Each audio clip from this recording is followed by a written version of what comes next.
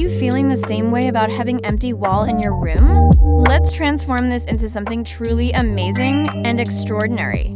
I got my ideas from this wall art that I stumbled upon on Pinterest, and I will try recreating it. So the stuff that we need are cardboard, pencil, scissors, black paint, thread, and a piece of wood.